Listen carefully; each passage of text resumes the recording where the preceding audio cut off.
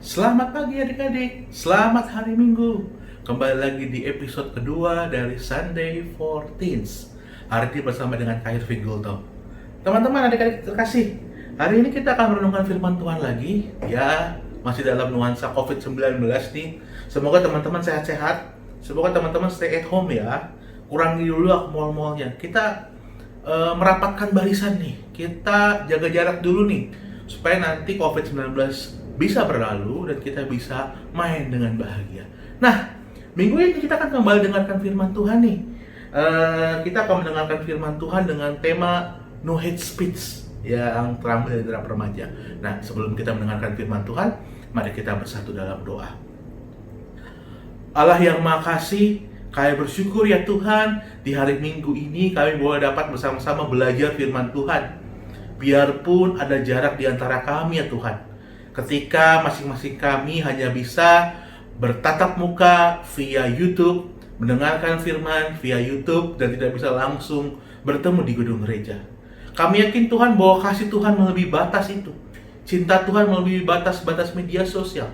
Cinta Tuhan mampu menembus itu dan menghadirkan kehangatan bagi tiap-tiap kami, anak-anak remaja Tuhan. Dan Tuhan, secara khusus kami akan belajar firman Tuhan. Roh Kudus-Mu pimpin kami agar kami dapat mengerti apa yang Tuhan mau firmankan kepada kami. Inilah doa kami ya Tuhan, dalam nama Yesus Sang Firman yang hidup, kami berdoa dan mengucap syukur. Amin. Nah, teman-teman, bacaan Alkitab kita hari ini tuh dari Kolose. Kolose pasal 3 ayat 14 sampai ke 17. Kolose pasal 3 ayat 14 sampai ke 17. Kak akan bacakan untuk kita semua.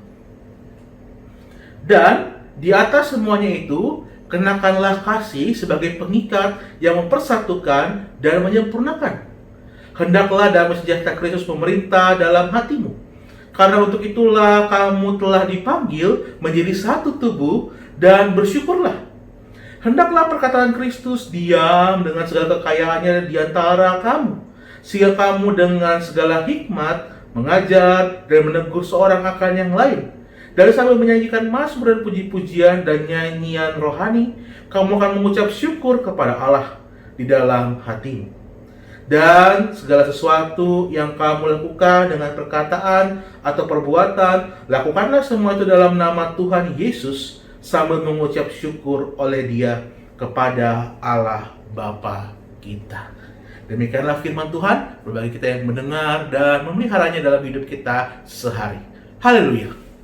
Adik-adik, tentu kita semua ini familiar ya dengan YouTube, Instagram, ya kan, dan mungkin game-game online juga begitu kan. Nah, ada satu hal yang paling Kak Irvin gua nggak senengin dari segala media sosial itu.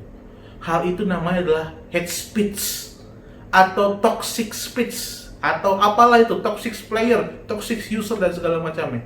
Kenapa? Karena seringkali mereka menggunakan kata-kata kasar nih dalam komen-komen mereka. Kata-kata kasar yang menyakitkan. Dan begitu.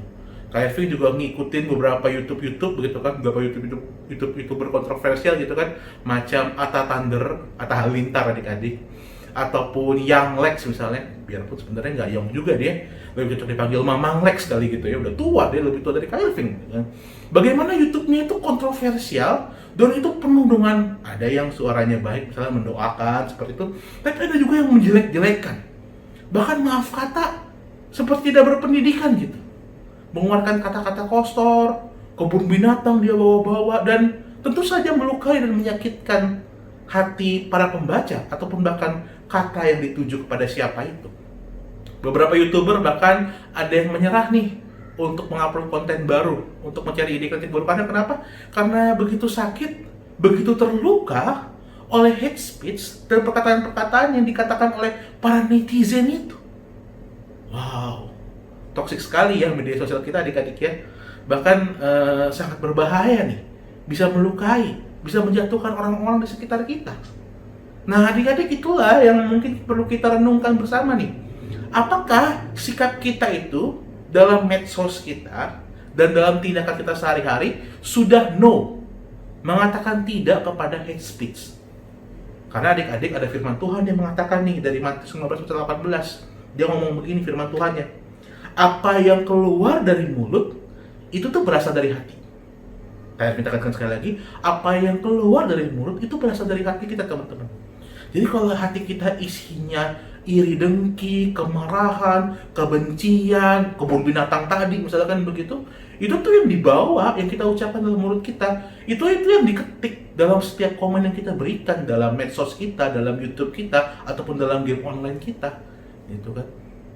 Jadi kayak adik-adik, kayak film saya tekankan di sini, apa yang kalian tulis, apa yang kalian ucapkan, itu mencerminkan jati diri kalian, adik-adik.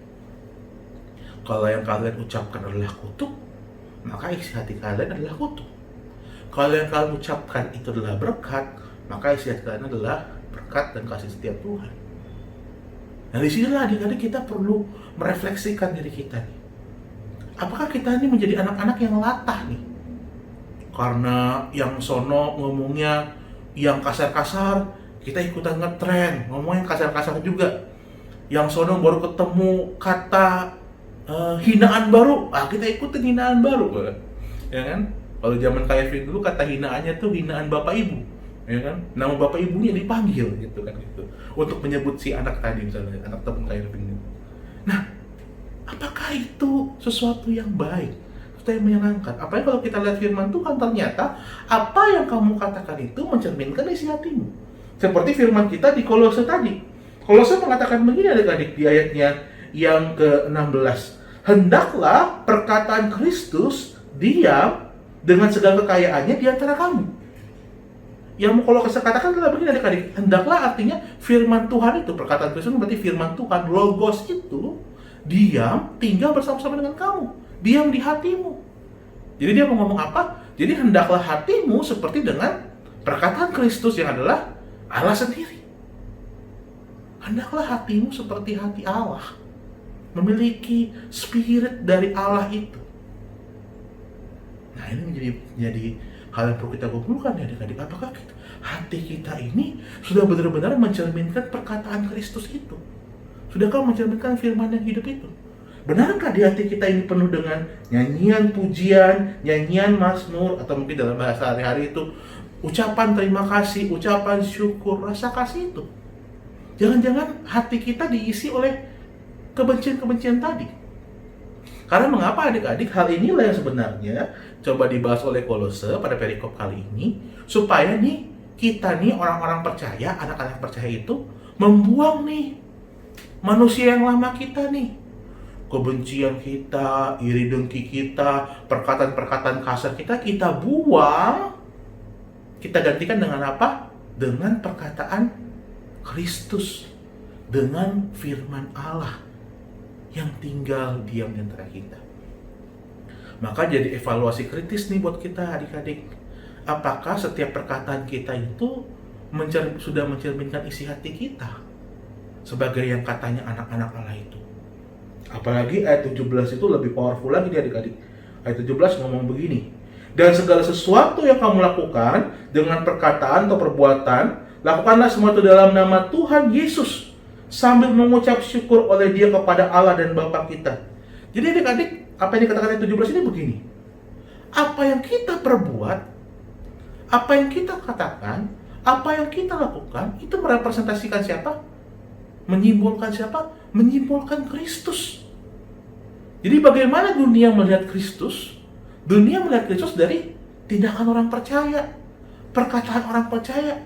Apakah perkataan orang percaya itu membawa berkat atau kutuk? Apakah perkataan orang percaya itu membawa luka atau kesembuhan? Wow, hati-hati adik-adik. Katanya kan kita Kristen nih. Ternyata seorang Kristen itu bukan sekedar punya label atau merek di KTP-nya agamanya Kristen, tapi juga punya tanggung jawab nih.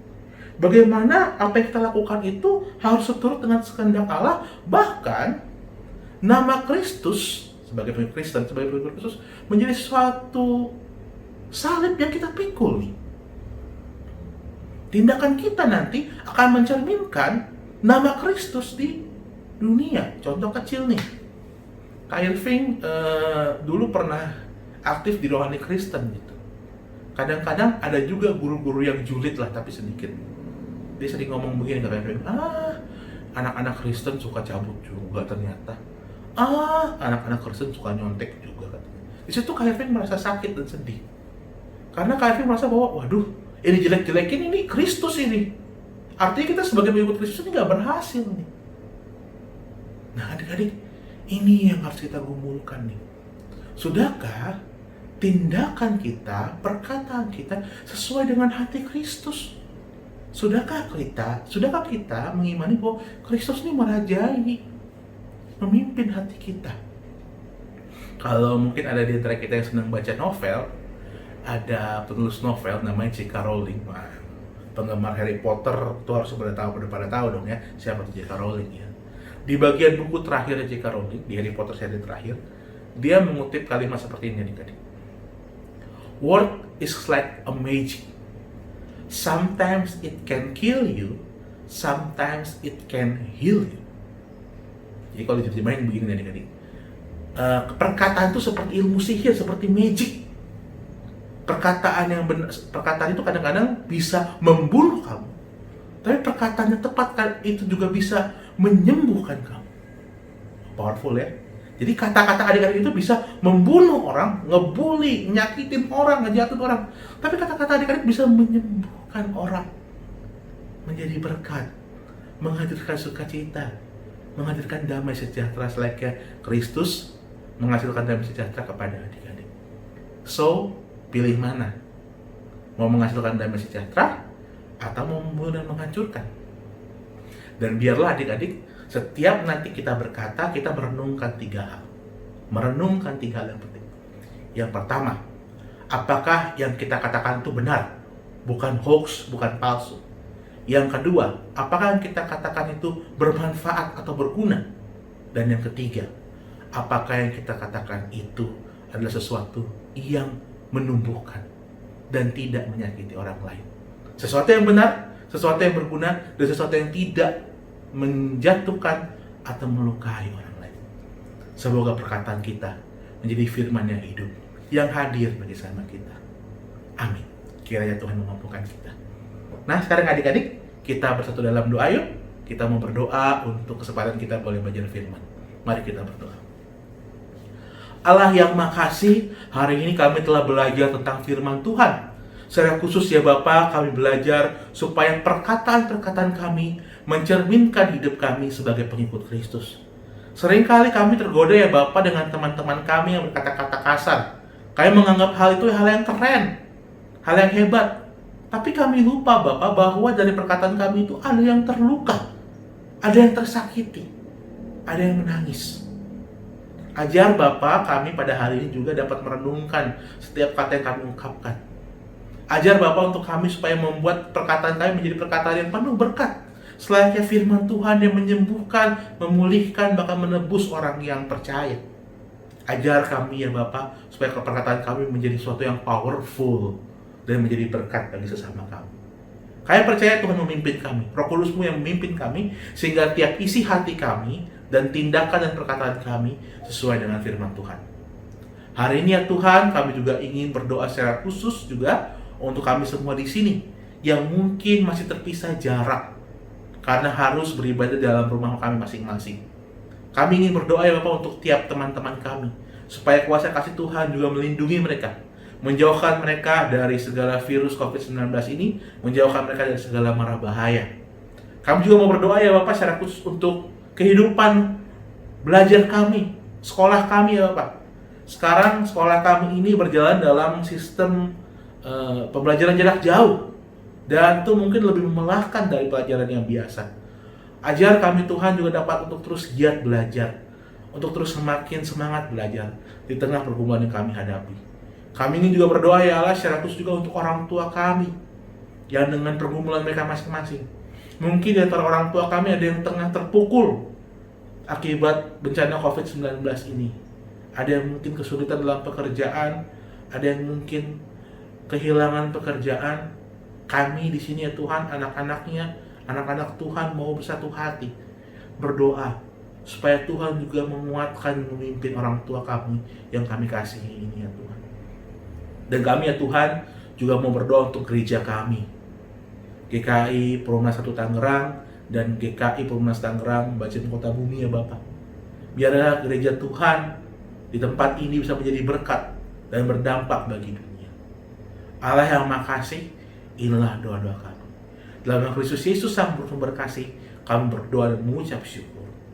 Amin. Oke adik-adik, selamat hari Minggu. Happy Sunday for you all. Dan ingat, stay at home dan juga berkata-katalah selayaknya firman Tuhan yang memimpin kamu untuk saling mengasihi. Tuhan memberkati. Ciao.